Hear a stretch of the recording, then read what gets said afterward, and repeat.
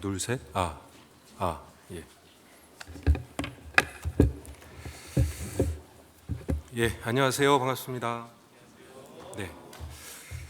토요일 저녁 이렇게 다 모여서 찬송 듣고 찬송하고 또 말씀 듣고 교제하는 거 하나님이 참으로 아름답게 보시리라 생각합니다.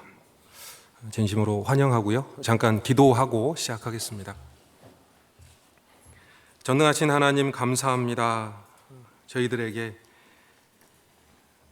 또 죄인이고 또 원수되었으며 경건치 아니하고 연약한 저희들에게 무조건적으로 사랑을 약속해 주시고 또 우리를 위해서 모든 것 주셨습니다.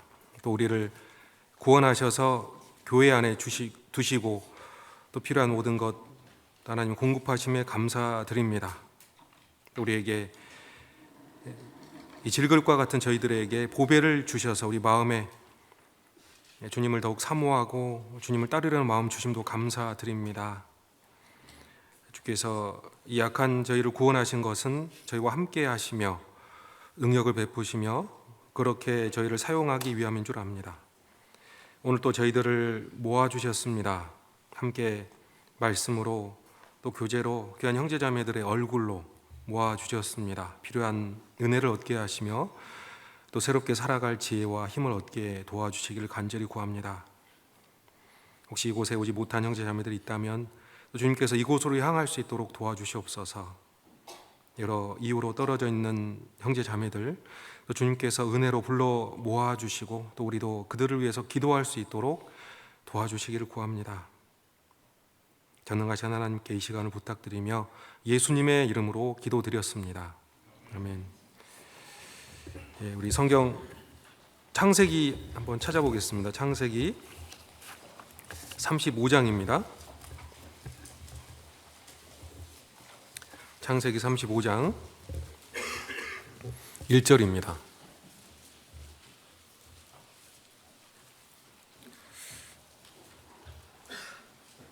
창세기 35장 1절을 함께 읽어보겠습니다.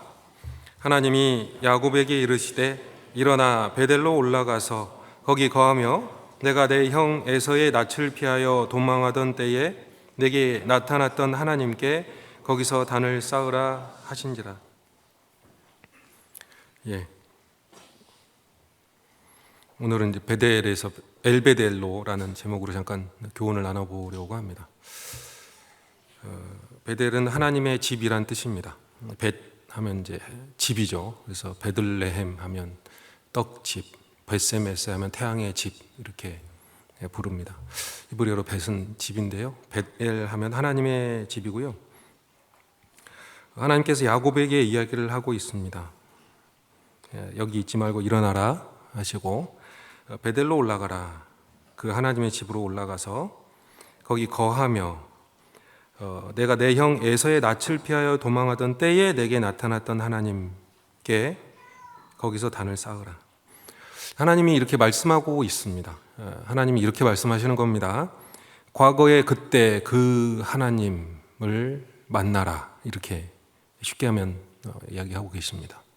어머니가 이야기하시고 있습니다. 10년 전에 너와 이런 대화를 나눴던 10년 전에 너에게 이렇게 행했던 그 어머니를 다시 만나야 되지 않겠니? 이렇게 물어보는 겁니다. 이렇게 대답을 해주는 거예요. 하나님이 이렇게 말씀하시고 있습니다. 참 좀 이상하지 않습니까? 지금 말씀하고 있는데 지금 말씀하는 그 하나님이 아니라 그때 그 하나님을 다시 만나야 되지 않겠느냐라고 묻는 거니까요. 그래서 의미가 있는 질문입니다. 쉬운 이야기는 아니죠. 베델의 하나님을 다시 만나야 된다. 라고 하나님이 다시 말씀하고 있습니다. 지금도 사실 하나님이 제 입을 빌어서 말씀하고 있습니다. 똑같은 이야기입니다. 하나님은 똑같이 말씀하십니다. 그 베델의 하나님을 다시 만나야 되지 않겠느냐 라고 여러분에게 똑같이 이야기하고 계십니다. 베델은 하나님의 집이라고 말씀드렸습니다. 하나님의 집의 하나님을 만나야 되지 않겠느냐. 교회당의 하나님이 아니고 진짜 하나님의 집의 하나님. 교회당에 오는 건 교회에 오는 건 아닙니다. 운동하러 올 수도 있고 한 바퀴 산책할 수도 있죠. 교회당에 오는 건 교회에 오는 건 아닙니다. 하나님의 집, 거기 가는 게 교회에 가는 거겠죠. 정말 하나님의 집에 있는 하나님을 만나야 합니다. 그 집에는 하나님이 계십니다. 분명히 하나님의 집인 것 같은데 하나님이 계시지 않는다면 하나님의 집은 아니겠죠. 내가 어디를 갔는데 거기 하나님이 안 계셔요. 그럼 거기는 하나님의 집이 아닐 겁니다. 물리적인 이야기를 드리는 게 아닙니다. 또 이 베델이란 곳에서 야곱은 하나님의 엄청난 은혜를 경험합니다. 말할 수 없는 뭔가 특별한 경험을 하게 됩니다.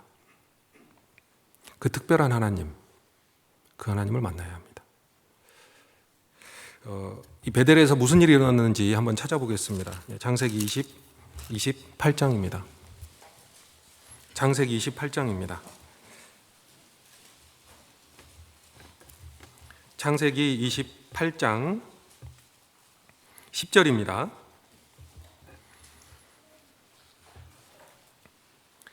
야곱이 브엘세바에서 떠나 하란으로 향하여 가더니 11절 한 곳에 이르러는 해가 진지라 거기서 유숙하려고 그곳에 한 돌을 취하여 베개하고 거기에 누워 자더니 12절 꿈에 본즉 사닥다리가 땅 위에 섰는데 그 꼭대기가 하늘에 닿았고 또 본즉 하나님의 사자가 그 위에서 오르락 내리락 하고 13절 또 본즉 여호와께서 그 위에 서서 가라사대 나는 여호와니 너의 조부 아브라함의 하나님이요 이삭의 하나님이라 내 누운 땅을 내가 너와 내 자손에게 주리니 너의 자손이 땅에 티끌같이 되어서 동서남북에 편만할지며 땅의 모든 족속이 너와 내 자손을 인하여 복을 얻으리라.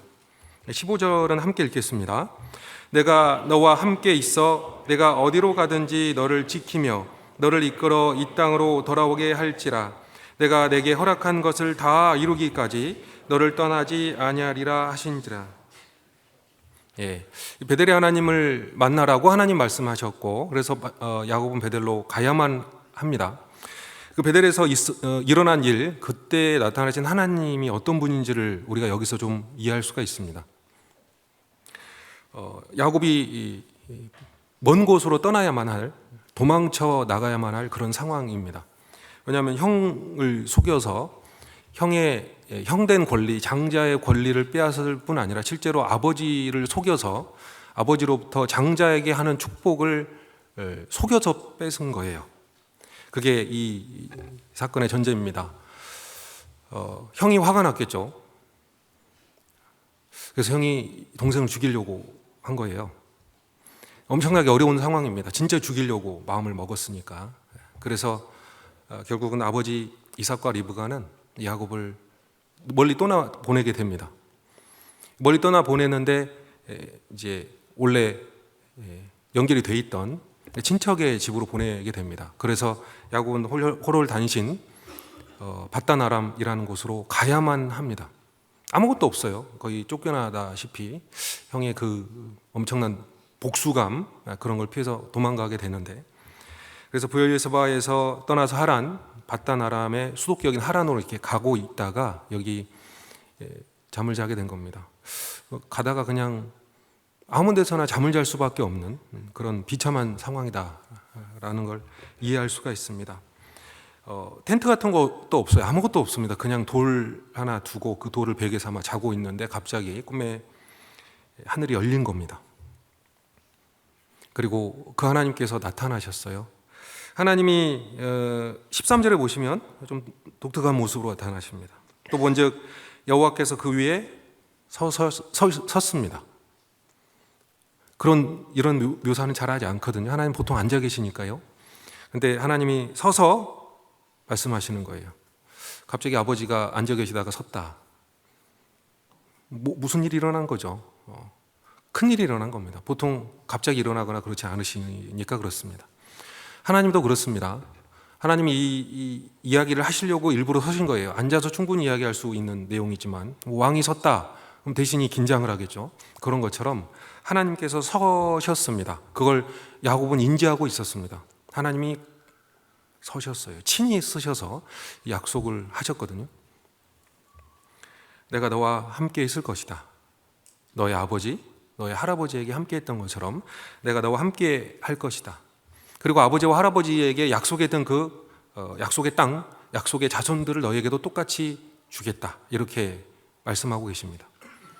그냥 하나님이 갑자기 나타나신 거죠. 야곱이 뭔가 하나님 나타나 주세요 라는 말을 한 적이 없습니다. 무조건적으로 하나님께서 야곱에게 약속을 하고 있습니다. 내가 너에게 허락한 것을 다 이루기까지 내가 너를 떠나지 아니리라. 하나님께서 무슨 조건을 주신 게 아니잖아요. 그냥 무조건이에요. 그것도 하나님이 하늘을 여시고 사닥다리를 보여주시면서 그 사닥다리 위아래로 천사가 오르락내리락 하는 광경을 보여주면서 하는 이야기였습니다. 사실 야곱은 좋은 걸 사모했던 사람입니다. 그러니까 형을 속였죠. 형이라는 권리가 얼마나 큰지 알고 있습니다. 형은 재산의 두 배의 몫을 받을 수 있거든요. 게다가 하나님의 약속도 이어받을 수 있습니다. 그래서 그걸 많이 사모한 나머지 속였죠. 그래서 형에게 팥죽을 팔아가지고 대신해서 장자권을 얻어냅니다. 어머니랑 협작해가지고요. 아버지를 속여서 아버지의 축복을 뺏어냅니다. 속여냅니다. 사실 그럴 필요는 없었어요. 속일 필요는 없었습니다. 하나님이 정말 원하시면 은혜를 주실 거 아닙니까? 그런데 자기 꾀를 가지고 그렇게 하나님의 것, 좋은 것들을 취하려다가 결국은 형의 복수심을 사게 되죠. 그래서 결국 쫓겨나는 마당입니다. 야곱에게는 사실 받을 자격이 없어요. 이런 식으로 좋은 걸 얻는 건 아니잖아요. 그런데 하나님의 뜻은 야곱에게 있었습니다. 하나님은 야곱과 에서가 태어나기 전에 뱃속에 있을 때부터 이야기를 하셨거든요. 큰 자가 어린 자를 섬기리라. 하나님 야곱에게 무조건적인 은혜를 주려고 하셨던 겁니다. 근데 야곱은 그것을 무조건이 아니라 자기 노력으로 쟁취해야 될 것으로 생각을 했어요. 그래서 결국은 형에게 죽임당할 수도 있는 그런 급박한 순간에 결국은 다른 데도 도망을 가게 됩니다. 하나님이 다시 나타나셨어요. 이번엔 정말 이 사람에게 직접 나타나셨습니다. 그전에는 어머니에게 이야기를 했죠. 너 뱃속에서 지금 두 민족이 싸운다. 큰 자가 어린 자를 섬길 것이다. 그것도 은혜입니다. 아무 이유 없이 그냥 섬길 것이다. 동생이 대접을 크게 받을 것이다. 여기서도 마찬가지입니다. 하나님의 무조건적인 은혜가 있습니다. 그냥 하늘이 열렸어요. 하늘과 땅은 절대로 가깝지 않습니다. 그냥 그림으로 대강 그릴 만큼 가깝지 않습니다. 여러분 인터넷상에서 하늘과 땅이 닿는 그림, 야곱의 사닥다리라는 걸 찾으면 그냥 닿죠.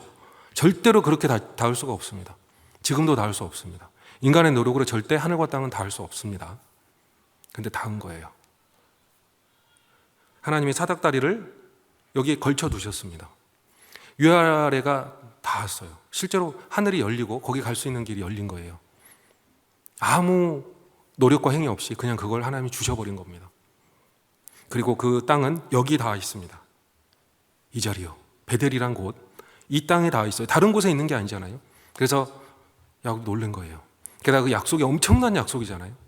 무조건적으로 함께 하시겠다는 거예요. 처음부터 끝까지 너와 함께 할 거니까 그렇게 알아라. 나는 서서 이야기한다. 엄청난 존재가 서서 이야기를 하는 거예요. 하나님은 의지에 차서 확신에 차서 거의 맹세하다시피 이야기를 하는 겁니다. 거기에 아무 조건도 달지 않았어요. 그곳이 바로 베델입니다. 야곱은 그 하나님을 만난 거예요. 그래서 놀랬습니다. 어떻게 이런 곳이 있을 수 있을까? 어떻게 하늘에 닿는 그런 사닥다리가 있을 수 있을까? 어떻게 하나님이 그런 엄청난 약속을 해줄 수 있을까? 여기는 하늘의 문이다. 하늘의 문이다. 하나님의 집이다. 하나님이 나타나신 곳이잖아요. 그렇게 이름을 지었습니다. 그래서 베델이라고 이곳을 칭한 겁니다.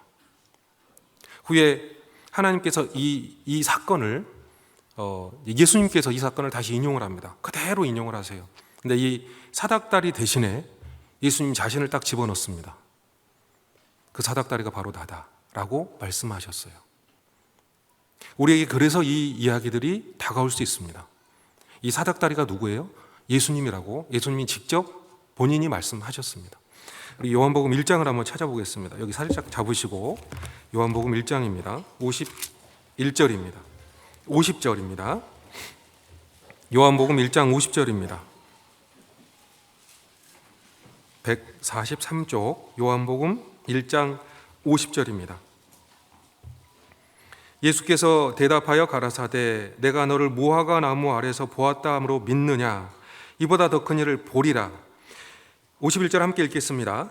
또 가라사대 진실로 진실로 너희에게 이르노니 하늘이 열리고 하나님의 사자들이 인자 위에 오르락 내리락 하는 것을 보리라 하시니라. 예수님이 직접 나다나엘이라는 사람에게 이야기하고 있습니다. 예수님은 나다나엘이 자기에게 오기 전에 이미 나다나엘의 마음과 삶을 알고 있었습니다. 네가 나를 만나러 오기 전에 나는 너가 무화과 나무 아래 있었던 것을 보았다. 나무 아래서 뭘 했다라는 거예요. 보통 기도를 하거나 묵상을 하거나 그럴 텐데 그걸 하나님께서, 예수 그리스도께서 보셨다라는 거예요. 5분 전에 여러분이 뭘 했는지 저는 모릅니다. 나다나엘이 그 전에 무엇을 했는지 아무도 모를 텐데 예수님 알고 계셨어요. 그러니까 나다나엘이 그 이야기를 듣고 놀란 거예요. 어떻게 그걸 알 수가 있습니까? 내가 방금 전에 저 멀리서 뭘 했는지를 어떻게 알 수 있겠습니까? 예수님 말씀하시기를 네가 무화과 나무 아래에 있을 때 내가 너를 봤다. 엄청난 표현이잖아요. 내가 너를 봤다. 예수님 여기 계시는데 본 거예요. 예수님은 전지전능하신 분입니다. 나다나엘은 대화를 통해서 그걸 금방 알아냈습니다. 대단한 분이시다 이분은. 그래서 놀라는 가운데 예수님께서 말씀하시는 겁니다. 네가 너를 무화과 나무 아래에서 보았다 함으로 믿느냐?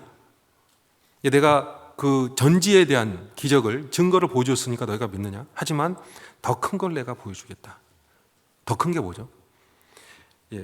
인자 위에 오르락 내리락 하는 천사들이 있을 거고 하늘이 열리고 거기 연결될 것이다. 이게 바로 야곱이 베델에서 봤던 그 장면이에요. 근데 사다리만 딱 예수님으로 대체가 된 겁니다. 하늘이 열렸어요. 하늘의 문이죠. 이 사다리를 통해서 사람은 하늘로 갈 수 있습니다. 예수님이 사다리셨어요. 근데 여기 있는 이야기처럼 오리락 내리락 하는 것을 보리라 하셨습니다. 아직 일어난 사건은 아니에요. 보리라. 무슨 이야기일까요? 예수님 지금 무슨 이야기하고 계실까요? 십자가 이야기 하시는 겁니다. 십자가. 너는 보게 될 것이다. 전지전능한 것보다 더 놀라운 게 뭐죠? 우리를 사랑하셨다는 겁니다. 하늘과 땅을 이어준 거예요. 땅은 더럽습니다. 그 땅과 거룩한 하늘, 영광의 하늘을 연결시켜 준 거예요. 누가요? 예수님께서 그렇습니다. 거기가 십자가예요. 너는 십자가를 보리라. 전능하신 하나님께서 우리에게 놀라운 일을 행하셨습니다. 전능하시다고 해서 우리를 위해서 죽을 필요는 없으시지 않습니까? 근데 우리를 위해서 죽으셨습니다. 그리고 본인이 사다리가 되셨어요. 그걸 볼 것이다 라고 하고 계십니다. 야곱이 하나님의 집 베델에서 본 게 무엇이죠? 십자가를 본 거예요. 그래서 야곱이 베델에서 경험한 그 놀라운 경험 마치 십자가를 구원받은 경험과 아주 비슷합니다. 여러분이 십자가를 진짜 처음 봤을 때가 있어야 합니다. 그래야 구원이죠. 오늘 믿고서 내 눈 밝아왔네 참 내 기쁜 영원하도다 라는 찬송처럼 내가 진짜로 본 적이 있는 그 십자가가 그때가 나의 참된 구원입니다. 계속 봐왔던 십자가가 나의 십자가가 되고 내가 이 십자가 때문에 하늘에 닿을 수 있다, 하늘에 갈 수 있다라는 확신이 들 때에 그 십자가가 바로 내게 베델 하나님이 되는 겁니다. 하나님께서는 그곳에 가라고 하고 있는 거예요. 베델의 하나님, 그 하나님께 다시 가라라고 야곱에게 이야기하고 있습니다. 이 베델을 떠난 지 한참 됐거든요. 돌아가야 되는데 돌아가지 않고 있으니까 그 베델로 가라고 이야기하고 있습니다. 분명히 베델의 하나님을 만났는데 안 가니까 거기로 가라는 거예요. 여기 창세기 28장 다시 가보겠습니다. 이 베델의 하나님이 무조건적으로 약속을 하는데 야곱이 좀 미지근합니다. 40장, 창세기 28장 40쪽이네요. 창세기 28장 17절부터 제가 읽어드리겠습니다. 16절이네요. 16절. 야곱이 깨어 가로되 여호와께서 과연 여기 계시거늘 내가 알지 못하였도다. 이에 두려워하여 가로되 두렵도다 이곳이여 다른 것이 아니라 이는 하나님의 전이요 이는 하늘의 문이로다 하고 야곱이 아침에 일찍 일어나 베개하였던 돌을 가져 기둥으로 세우고 그 위에 기름을 붓고 그곳 이름을 베델이라 하였더라. 이 성의 본 이름은 루스더라. 야곱이 서원하여 가로되, 서원이란 말은 약속이죠. 하나님 앞에서 맹세, 약속을 하는 겁니다. 하나님이 나와 함께 계시사 내가 가는 이 길에서 나를 지키시고 먹을 양식과 입을 옷을 주사 나로 평안히 아비의 집으로 돌아가게 하시오면 여호와께서 나의 하나님이 되실 것이요 내가 기둥으로 세운 이 돌이 하나님의 전이 될 것이요 하나님께서 내게 주신 모든 것에서 10분의 1을 내가 반드시 하나님께 드리겠나이다 하였더라. 야곱이 서원하고 있습니다. 서원, 즉 하나님께서 이렇게 해주신다면 나도 그렇게 하겠습니다. 하나님은 앞쪽에서 무조건적인 약속을 하셨습니다. 그런데 야곱은 서원하고 있어요. 그렇게 해주신다면 나도 뭔가를 할 수 있습니다라는 조건부죠. 하나님이 말씀하셨으면 네 감사합니다 하면 되는데 아직도 밀당이라는 걸 하고 있습니다. 형의 그 장자권을 뺏기 위해서 수를 썼잖아요. 속였지 않습니까? 그런 것처럼 하나님과도 밀당을 하고 있어요. 그냥 받아들이면 되지 않습니까? 무조건적인 놀라운 약속이고 하늘이 열렸는데 받아들이면 되는데 그걸 못 받아들인 사람이 바로 야곱입니다. 정말 그렇게 해주신다면 그 다음에 생각해 볼게요. 그 다음에 하나님께 뭔가 좋은 걸 드리겠습니다 라는 약속을 하고 있습니다. 그래서 베델이 아직은 부족한 거예요. 여기 다시 와야 됩니다. 야곱은 반드시 하나님이 얼마나 신실하신 분인지를 알아야 합니다. 조건 없이도 계속해서 야곱을 도와주시고 함께 하실 거, 끝까지 사랑하실 것을 봐야 하고 그 본 것을 다시 하나님께 와서 알아야 돼요. 그 하나님 맞습니다라고 이야기를 해야 됩니다. 여기가 바로 베델이거든요. 야곱은 서원을 했어요. 밀당을 했습니다. 하나님과 우리는 밀당할 필요 없습니다. 하나님께 뭔가 조건을 거는 건 아닙니다. 십자가에 대해서는 아무 조건이 없습니다. 십자가는 우리에게 무조건적인 거예요. 그 무조건적인 것을 받아들이기 힘들어하는 사람이 있습니다. 내가 구원에 대해서 들었는데 아직도 구원을 받아들이지 않는 사람이 있습니다. 그 놀라운 은혜, 무조건적인 은혜를 들었는데 아직도 그 은혜를 받아들이지 못하는 사람도 있어요. 그래서 자꾸 조건을 겁니다. 뭔가 있어야 될 것 같은. 아무 조건 없어요. 그냥 하나님이 구해주시는 겁니다. 그냥 예수님께서 나타나신 거예요. 오히려 상황은 더 나빠졌습니다. 우리는 나쁜 사람이지 좋은 사람이 되지 않습니다. 우리는 계속해서 죄를 짓지 죄를 그만두지 않습니다. 우리의 상황은 시간이 지나면 더 나빠질 뿐입니다. 근데 하나님은 그냥 하셨어요. 조건을 다셨다면 그 누구도 구원받을 수가 없습니다. 그 조건 없는 하나님을 만나야 돼요. 그래서 이 베델의 하나님은 먼저는 참된 십자가의 하나님이십니다. 하나님의 피라는 사도행전 20장 28절의 표현이 있습니다. 성령이 너희를 저희 가운데 세워서 감독자로 삼고 하나님이 자기 피로 사신 교회를 치게 하셨느니라. 하나님이 자기 피로 사신 교회. 그 위에서 내려다보던 서서 내려다보던 그 하나님께서 사실은 이 사닥다리신 거예요. 그 예수님이 실제로 야곱과 계속 동행하셨어요. 야곱이 씨름했던 대상이 있잖아요. 야곱과 싸웠던, 씨름했던 분, 예수님이십니다. 실제로 이 사다리를 타고 내려오셔서 계속 같이 하신 거예요. 사람하고. 야곱 같은 사람하고. 이렇게 꾀부리는 야곱하고 실제로 예수님이 같이 하셨던 겁니다. 십자가를 통해서 우리에게 많은 약속이 주어집니다. 십자가도 하나님이 주신 사랑인데 그 사랑을 통해서 또 많은 약속이 주어지죠. 함께 하겠다. 내가 너를 끝까지 사랑하겠다. 이 하나님 우리 하나님이시니 우리를 죽을 때까지 인도하시리로다. 내가 죽을 때까지 주님이 계속 인도하시겠다는 약속이 있죠. 시편 48편에 있습니다. 끝까지. 십자가 사랑은 절대로 일회적인 사랑이 아니지 않습니까? 내가 죽을 때까지 모든 죄를 사셨다라는 엄청난 사랑이라면 죽을 때까지 적어도 함께 하실 거 아니에요.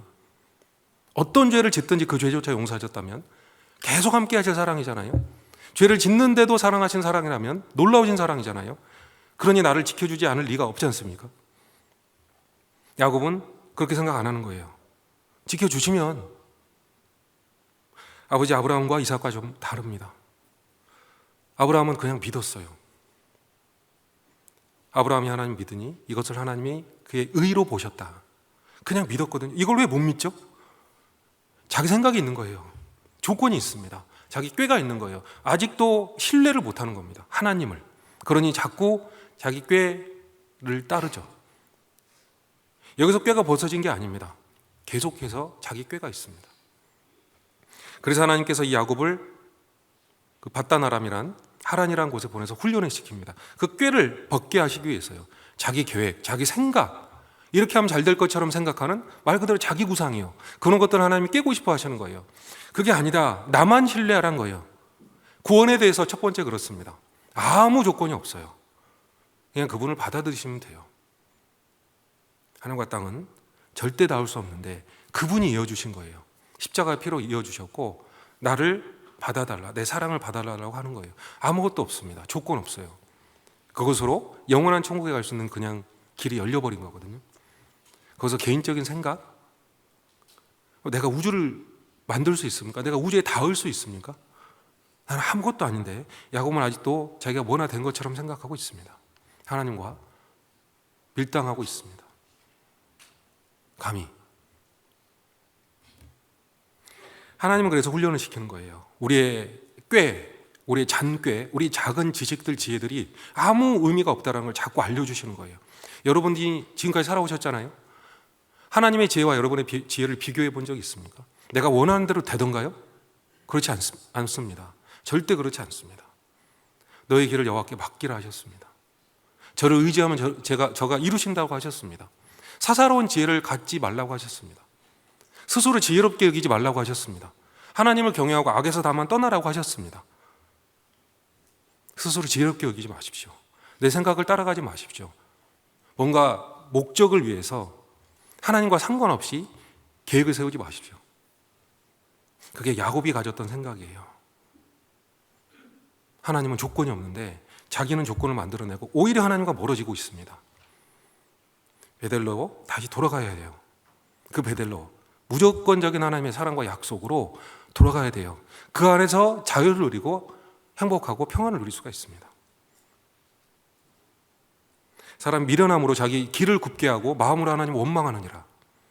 자기가 이렇게 조건을 만들고 꾀를 부리다가 결국은 잘 안 되니까 하나님 원망하는 거예요. 하나님은 그렇게 하신 적이 없는데 그럴 수도 있습니다. 하나님은 그 사람에게 고난을 주실 거예요. 자기 꾀를 버리게 하시기 위해서 고난을 주실 겁니다.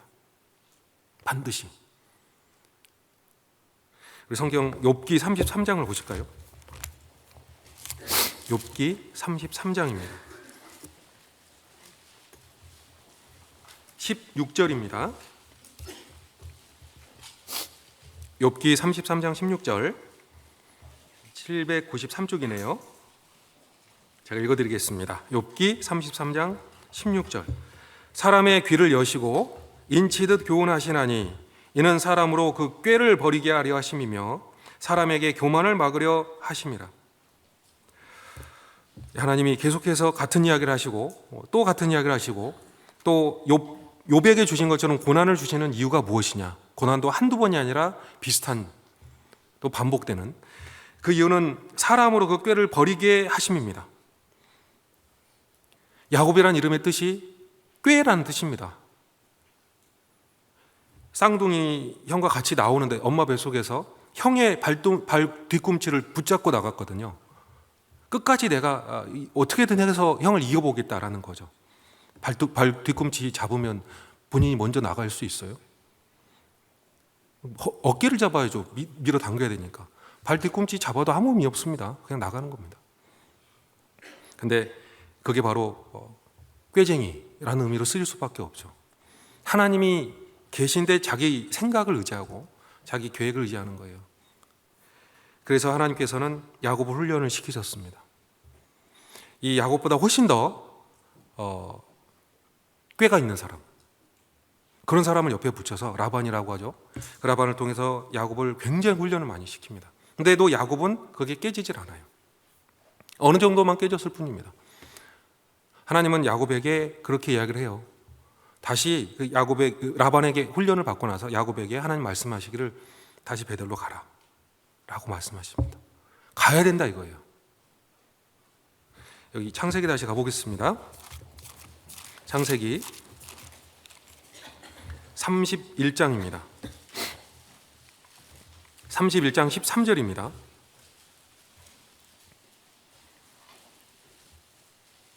(31장 13절) 나는 베델 하나님이라. 내가 거기서 기둥에 기름을 붓고 거기서 내게 서원하였으니 지금 일어나 이곳을 떠나서 너의 출생지로 돌아가라 하셨느니라. 제 라반의 집에서 훈련을 받으며 또 그래도 재산이 조금이라도 늘게 되는 그런 상황인데 하나님께서 야곱에게 베델 다시 돌아가라. 거기서 약속하지 않았냐 이거예요. 너가 약속하지 않았냐.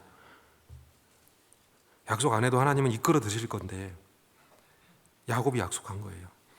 베델로 돌아가라. 거기서 너는 기둥에 기름을 붓고 내게 서원했다. 너의 출생지로 돌아가라. 베델 하나님이 말씀하시는데 출생지로 돌아가래요. 출생지가 도대체 어디죠? 야곱의 출생지는 두 곳입니다. 하나는 브엘라헤로이라는 실제로 몸의 출생지고요. 또 하나는 여기 베델이에요. 야곱은 베델에서 사실 거듭난 겁니다. 마치 그것과 같습니다. 예수님 만난 것과 같아요. 너의 출생지로 돌아가라. 그냥 몸이 태어난 거는 의미가 없지 않습니까? 하나님의 은혜를 받고 하나님의 은혜를 인지할 수 있는 그곳에 간 거예요. 그거를 아직 완전하게 확신하지 못하고 조건을 달아버린 그 베델 하나님께 야곱이 다시 가라고 이야기를 하는 겁니다. 그 하나님 만나라는 거예요.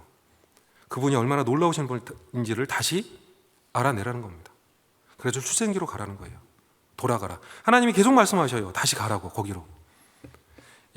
35장도 아까 읽었죠? 1절에 35장 1절입니다.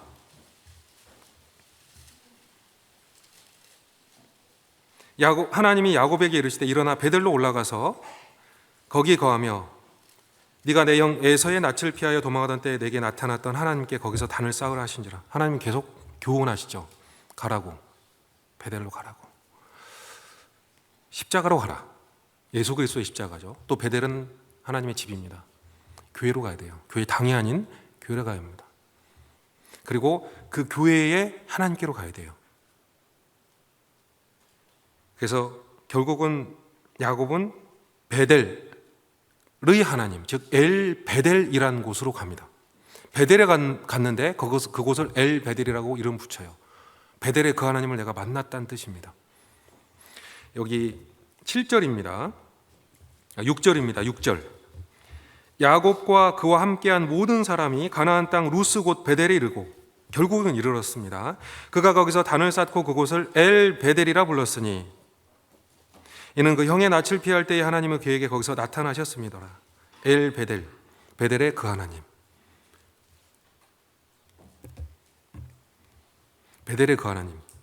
십자가의 그 하나님이며 하나님의 집이고 하나님의 집의 하나님을 만나야 되는 거예요. 교회의 당이 아니라 교회에 거해야 되며 교회 안에 하나님을 만나야 됩니다. 우리의 사귐은 우리끼리 사귐이 아니거든요. 우리의 사귐은 하나님과 그의 아들 예수 그리스도와 함께함입니다. 그게 교회입니다. 왜 사도 요한이 하나님의 복음을 전했습니까? 요한 복음이라는 게 있지 않습니까? 왜? 하나님과 우리와 사귐이 있게 하려 합니다. 서로의 사귐뿐만 아니라 하나님과 그 아들 예수 그리스도와 우리가 사귀게 하려고 하나님이 우리를 부르신 거예요. 우리가 보고 들은 바를 너희에게도 전하면 너희로 우리와 사귐이 있게 하려 합니다. 우리의 사귐은 하나님과 그의 아들 예수 그리스도와 함께함이라. 우리는 이미 하나님과 예수 그리스도와 함께하고 있는데 당신들에게 이 말씀을 전하고 있습니다. 왜요? 그분이 여기 왔을 때 하나님과 예수 그리스도와 함께하는 그 사귐에 같이 동참할 수 있으니까요. 그게 교회의 하나님입니다. 베델 하나님, 엘 베델이에요. 혹시 교회 당에만 계십니까? 교회에 들어오셔야 됩니다. 하나님의 집에 오셔야 돼요. 왔다 갔다 하는 건 그냥 베델일 것 같은데 아니에요. 하나님의 집이 아니라는 거예요. 교회당은 베델이 아닙니다. 하나님의 집은 교회예요. 형제자매들과의 긴밀한 교제 속에서, 사귐 속에서 그게 교회라고 부르지 않습니까? 물리적인 공간은 교회라고 하지 않습니다. 사실 야곱이 가나안 땅에 들어왔어요. 가나안은 하나님이 약속하신 곳입니다. 물리적인 장소예요. 이 가나안 땅을 하나님이 주시겠다고 아브라함부터 이삭부터 야곱까지 계속 약속을 했어요. 가나안 땅을 벗어나지 말라고 이야기를 하셨습니다. 결국 야곱은 멀리 갔죠. 하나님께서 이 가나안 땅으로 다시 들이시는 거예요. 근데 가나안 땅에서 누구를 만나야 되냐? 베델 하나님 만나야 돼요. 가나안 땅에 들어왔다 해서 다가 아닙니다. 오히려 그 가나안 땅의 경계에 서서 야곱은 큰 일을 당했어요. 잘못된 너무나 끔찍한 일을 당했어요. 그게 창세기 34장에 기록이 되어 있습니다. 33장 18절 보시겠습니다. 33장 18절입니다. 야곱이 밧단 아람에서부터 평안히 가나안 땅 세겜 성에 이르러 성 앞에 그 장막을 치고, 하나님께서 어디로 가라 그랬죠? 베델로 가라 그랬는데 베델에 가기 전에 가나안 땅 딱 들어와서 세겜이라는 성 앞에 텐트를 치고 산 거예요. 가나안 땅에 들어오긴 한 것 같습니다. 베델은 안 가잖아요. 교회당에 있는데 베델에 하나님의 집에 안 계시는 분들도 있어요. 하나님과 교류가 전혀 없어요. 형제 자매와의 교류가 없습니다. 말 그대로 신령한 일을 같이 하지 않아요. 영적인 일을 같이 하지 않습니다. 즐겁긴 한데 정말 중요한 게 빠져 있어요. 하나님의 집이 하는 일들이 있거든요. 그곳이 세겜 성 앞입니다. 가나안 땅인데 세겜 성 앞이에요. 성이라는 개념은 위험합니다. 텐트라는 개념은 성하고 어울리지 않아요. 성과 텐트가 어울립니까? 텐트는 장막이죠. 잠깐 있다가 또 양들의 풀들이 다 없어지면, 다 먹어버리면 다른 곳으로 또 이동해야 되는 이동식이에요. 그게 텐트죠. 성은 그냥 거주해버린 겁니다. 가나안 땅에 성이 있다는 건 좋지는 않은 곳이에요. 가나안 땅에 그랄이라는 곳도 있었습니다. 블레셋 사람이 거주하는 곳이에요. 아예 살고 있어요. 거기도 그렇게 좋지는 않은 곳입니다. 하나님 물리적인 그 이야기를 하는 게 아니에요. 물리적인 땅을 이야기하는 게 아닙니다. 가나안 땅에 거하라는 건 가나안 땅에 거하는 하나님과 함께 살라라는 뜻이에요. 여전히 하나님과 함께 살면 이 땅이 텐트 칠 곳이지 정주할 곳이 아니에요. 성에 거할 만한 곳이 아닙니다. 사실 이 야곱은 밧단 아람이라는 먼 곳에 갔을 때 집에 살았거든요. 그냥 집에, 편한 곳에. 평안한 곳이 아니라 편한 곳에 계속 살았어요. 그러다가 다시 교회로 와야 된다. 주님의 명령을 듣죠. 베델로 가라. 그래서 가나안 땅은 건너왔는데 베델로는 안 가요. 너무 힘드니까. 너무 이동을 많이 했어요. 그래서 가장 비슷하게 그 옛날 그곳과 비슷한 곳에 거한 거예요. 성 앞에다가. 성 앞은 좋은 곳이 아닙니다. 교회에 변두리라는 게 있습니다. 들어와 버리면 들어와 버리지 항상 그 변두리에 있는 분들이 있어요. 한 달에 한 번 나오고, 한 달에 2번 나오고, 한 달에 3번 나오고. 아니, 3번은 너무했나? 3번은 2번 나오면, 한 달에 2번 나오면 50%밖에 안 되네. 거기 머무르지 마십시오. 이 시간에 어디 있습니까? 베델이 있어야죠. 그러니 문제가 생겼어요. 34장 이야기는 너무나 끔찍한 이야기라 그냥 읽어보십시오. 그래서 야곱이 알게 된 거예요. 아, 여기는 내가 있어야 될 곳이 아니구나. 하나님이 뭐라고 하셨습니까? 베델로 가라고 하셨어요. 너의 출생지로 가라. 너의 근원이 뭐냐? 그리스도인이에요. 우리의 근원은 그리스도인입니다. 나의 정체성은 그리스도인이에요. 야곱이 하나님과 씨름한 장면이 있습니다. 에서라는 그 복수심에 불타있는 그 형을 만나야만 하는 거예요. 돌아가려면. 근데 만나야만 하는데 미치겠는 거예요. 왜냐하면 형은 강하거든요. 어렸을 때부터 사냥했었지 않습니까? 자기는 종용한 사람이고. 안 가버리면 좋겠는데 가야만 하는 건 알겠는 거예요. 교회처럼. 어떤 사람 교회가 어색해합니다. 가야 되는 건 알겠는데 가는 게 힘들어요. 거해야 되는 건 알겠는데 그래서 가끔만 거합니다. 받기 더 편하다고 생각할 수 있어요. 육신적으로 그렇습니다. 마치 세겜성 옆에 텐트를 짓고 그 전에는 숫곳이라는 곳에 아예 집을 짓고 살았거든요. 바로 전에는. 교회가 자기 집이 아닌 거예요. 하나님의 집이 자기 집이 아니다라는 뜻입니다. 육신이 편한 곳이 아직 자기 집인 거예요. 그래서 집을 짓고 조금 이동해서 가나안 땅 세겜에 들어와서는 성 앞에다가 텐트를 치는 거예요. 성을 바라보고 살았겠죠. 성의 그 화려한 문화를 보고 살았겠죠. 그 재미있는 춤과 음악을 보면서 살았겠죠. 그러니 문제가 생긴 겁니다. 하나님은 거기로 가라고 말씀한 적이 없어요. 형이 너무 무서워서 가고 싶지 않은데 하나님은 가라고 하니까 가다가 정말 하나님 앞에서 꼬꾸라집니다. 하나님이 이기나 내가 이기나 한번 해보자 하고 하나님과 싸움을 해요. 씨름을 했다라는 성경의 장면입니다. 이거 씨름이거든요. 교회에 내가 거하냐 아니냐는 씨름입니다. 이미 거해버린 분은 이게 쉽죠. 어렵지 않습니다. 근데 거하려고 하는 사람에겐 되게 힘들어요. 다니는 거냐 거하는 거냐 이거 큰 차이가 있습니다. 교회는 다니는 곳이 아니에요. 하나님의 집이니까 내가 사는 곳이거든요. 살아야 합니다. 집에서. 살아야 되느냐 그냥 다닐 것이냐 싸울 수밖에 없어요. 나와 하나님과. 예. 그러면 누가 이길까요? 하나님이 이겨야 됩니다. 하나님이 이겨야 돼요. 그래서 하나님이 이겼습니다. 그런데 야곱이 이겼어요. 라고 성경은 아주 이상한 표현을 씁니다. 하나님이 이겼는데 야곱이 이겼대요. 내가 져야 하나님이 이기는 거잖아요. 하나님이 이겨야 내가 이기는 거예요. 왜냐하면 내가 엄청난 것을 획득할 거니까 그렇습니다. 그걸 모르시면 안 돼요. 내가 이기는 게 이기는 게 아닙니다. 내 꾀가 이기는 게 승리가 아니에요. 나의 계획이 성취되는 게 그게 성공이 아닙니다. 하나님의 계획이 나를 통해 이루어져야 그게 성공이고 영원한 성공이고 영원한 축복인데 그걸 모르니 자기 계획을 세워서 나가는 거예요. 그래서 하나님과 싸우는 겁니다. 너는 내 집에 와라. 하나님 제가 못 갈 것 같아요. 너는 내 집에 와라. 그래서 하나님이 야곱을 혼내줍니다. 야곱을 진짜 이겨버려요. 하나님이 야곱의 허벅지 뼈를 부러뜨려 버립니다. 아무것도 못하게 그냥 하나님의 뜻대로 끌려오게 만들어 버립니다. 그게 하나님이 이긴 건데 하나님은 뭐라고 하냐면 너가 이겼다 그래요. 어느 쪽으로요? 진짜 축복을 받는 길로 네가 이긴 거예요. 쩔뚝쩔뚝거리며 다니는데 교회에 와요. 그게 이기는 거예요. 그게 이기는 겁니다.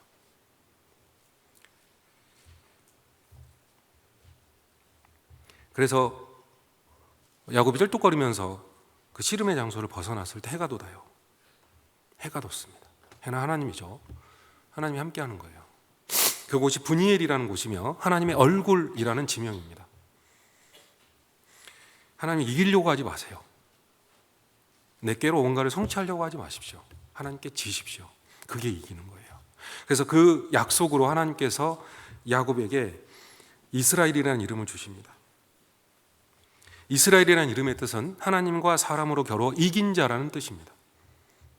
아니 아무것도 못하는데 에서가 오면 그냥 때리면 그냥 망가질 사람이에요. 그게 야곱이 돼버렸어요. 그전에는 절지 않아서 도망갈 수라도 있겠죠. 근데 지금은 도망갈 수가 없습니다. 그냥 절어요. 그 정도로 약해진 사람, 나약해 빠진 사람이 됐는데 그 사람을 축복하시는 장면을 보세요. 그게 하나님이 이기는 거고 우리가 이기는 거예요. 교회에 거하는 것이 어쩔 수 없이 거할 수밖에 없게 만드는 게 하나님의 뜻입니다. 나의 계획이 아무 의미 없구나 라는 걸 느끼게 하는 게 하나님의 뜻입니다. 더 약해져서 아무것도 못하게 만들 수 있는 분이 하나님이시고 그렇게라도 축복을 주실 분이 하나님이세요. 그게 하나님의 뜻입니다. 그래서 우리가 그리스도인이라는 이름을 얻는 거예요. 교회를 아무리 다녀도 우리가 그리스도인이라는 평가를 받지 못합니다.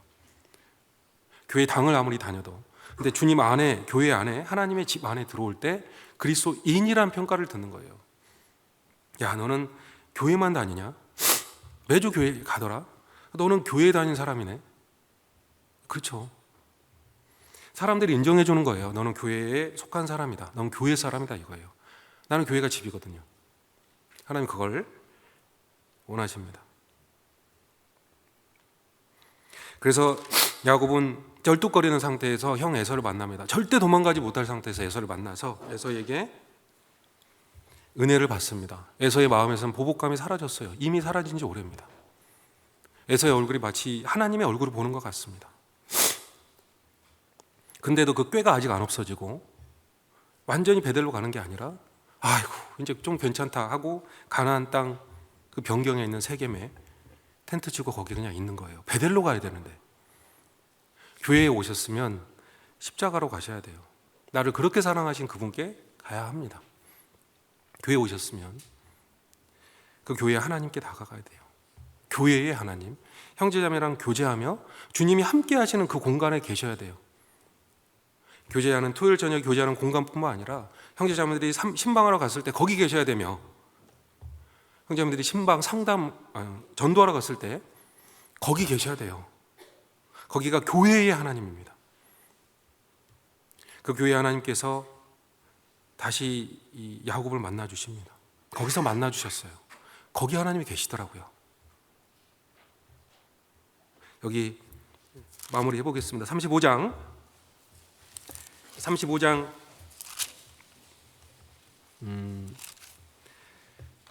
9절입니다. 9절. 이 앞에 이제 베델에 실제로 왔다라는 장면이 나오고요. 9절에 야곱이 밧단아람에서 돌아오매 하나님이 다시 야곱에게 나타나서 그에게 복을 주시고. 돌아오매라는 표현을 주목해 보세요. 가나안 땅에 들어온 게 돌아온 게 아니고요. 세겜에 온 게 돌아온 게 아니고 베델에 온 게 하나님께 돌아온 겁니다. 하나님의 집, 그 안에 온 게 하나님께 돌아온 거예요. 하나님은 그걸 돌아갔다고 표현해 주는 거예요. 나랑 마주한다라는 거예요. 하나님과 하나님을 대면에서 본다라는 뜻입니다. 두루 행하시는 하나님을 느꼈다는 뜻이에요. 그리고 그 하나님께 모든 걸 맡기게 됐다는 뜻입니다. 하나님의 약속을 철저하게 믿게 됐다는 뜻이에요. 자기는 아무것도 아니라는 걸 알게 됐다는 뜻입니다. 여기가 내가 평생에 거할 하나님의 집이라는 걸 알게 된 거예요. 내가 여호와의 집에 영원히 거하리로다. 시편 23편. 다윗이 말했던 것처럼 내가 영원히 거하리로다. 왜냐하면 거기가 은혜의 장소니까, 하나님의 능력의 장소니까 그렇게 말을 할 수가 있습니다. 집에 거하십시오. 그 베델 하나님께서 복을 주셨죠. 이 회개는 진짜 이 돌아옴에가 진짜 회개예요. 교회당에 왔다 갔다 하는 건 회개가 아닙니다. 베델에 하나님께 가는 걸 하나님은 회개라고 생각하는 겁니다. 그리고 13절입니다. 그렇게 하나님께서 말씀하시다가 복을 주시다가 13절 하나님이 그와 말씀하시던 곳에서 그를 떠나 올라가시는지라. 이 하나님 누구죠? 예수님입니다. 야곱과 싸웠던 그분이에요. 그러니까 야곱과 한시도 안 떨어진 겁니다. 함께 계셨던 거예요. 깨닫게 하시기까지. 하나님이 우리가 교회에 안 나온다고 함께 계시지 않고 그런 게 아닙니다. 구원받은 사람은 끝까지 잡아서 그 꾀를 버리게 하시고 교회에 살게 하실 거예요. 하나님의 집에. 그게 하나님의 목표니까요. 그때 예수님께서 그걸 알려주시고 복을 주시고 올라가시잖아요. 예수님이 이 땅에 오셨고 사닥다리로 정말 놀라운 일을 보게 될 것이다 라고 예언하셨고 그 뜻대로 예수님이 십자가에 달리셨고 죽으시고 부활하시고 승천하셨어요. 그래서 영광 중에 앉아 계십니다. 그 예수님이 어디 계시죠? 교회에 계시다고요. 그 예수님이 교회의 머리로 계시다고요. 그와 우리가 교제를 같이 하는 거예요. 여기 주님이 계셔요. 인간적으로 생각하지 마세요. 인간적으로 생각하고 있다면 아직 베델에 못 온 겁니다. 인간적인 생각을 접으십시오. 야곱이 가지고 있었던 그 인간적인 생각을 여러분도 버리십시오. 주님이 계셔요. 그 베델에서 자기가 세웠던 그 돌에 기름을 다시 붓고 14절에 전제물을 붓습니다. 처음에는 기름만 부었어요. 베델의 하나님, 그때 나타난 그 하나님에 대해서 기둥에 기름만 부었습니다. 하지만 여기서는 그 기둥에 기름과 전제물을 부어요. 전제물은 피입니다. 보통 포도주거든요. 기름과 포도주요. 주님은 성령으로 이 땅에 오셔서 두루 행하시면서 착한 일을 행하셨습니다. 마귀에게 눌린 자를 고치시고 병든 자를 고치셨습니다. 그리고 죽으셨어요. 피를 흘리셨어요. 그분이 여러분이랑 같이 있는 거예요. 나를 가장 사랑하신 그분이 여러분과 같이 있는 그곳이 하나님의 집입니다. 그 하나님께 돌아오세요. 돌아오신 분은 더 그 하나님을 다가가십시오. 그게 주 안에 거하는 겁니다. 야곱처럼 고난을 받을 수도 있습니다. 그 목적은 똑같습니다. 하나님의 집에 하나님을 만나라. 그 하나님의 집에 하나님을 의지하라.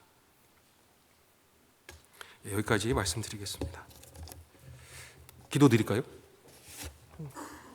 기도하고 마치겠습니다. 하나님 아버지 감사합니다. 은혜로 저희를 구원해 주시고 이렇게 귀한 교회 안에 두셨습니다. 교회 안에는 머리로 계신 하나님 아버지께서 모든 필요한 것을 공급해 주심을 알고 감사드립니다. 우리 사사로운 지혜와 개인적인 계획을 버리고 주님을 의지하고 주님이 원하시는 것 행해서 그래서 주님의 은혜를 얻을 수 있도록 도우시옵소서. 주님과 항상 씨름해서 질 수 있도록 도와주시고, 그래서 하나님의 그 놀라운 축복을 얻을 수 있도록 인도해 주시옵소서. 우리를 참으로 사랑하시는 고마우신 예수님의 이름으로 기도드렸습니다. 아멘.